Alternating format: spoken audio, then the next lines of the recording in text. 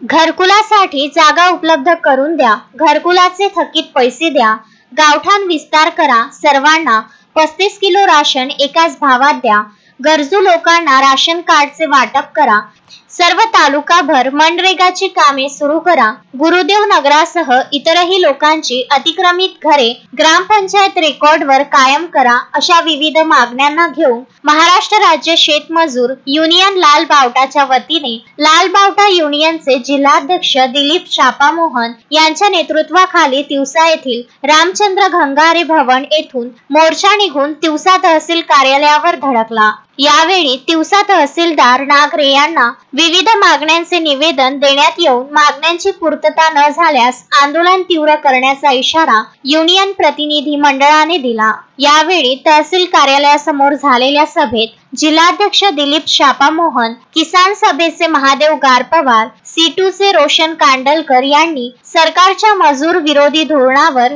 जोरदार टीका केली। या मोर्चामध्ये तिवसा तालुक्यातील सातरगाव बोर्डा, चांदूर ढोरे, आनंदवाडी, अशोकनगर, गुरुदेवनगर, शिवणगाव, जावरा फतेपूर, धामंत्री, तारखेडा, तिवसा आदी गावातील शेतकरी शेतमजूर वर्ग मोठ्या संख्येने सहभागी झाले होते।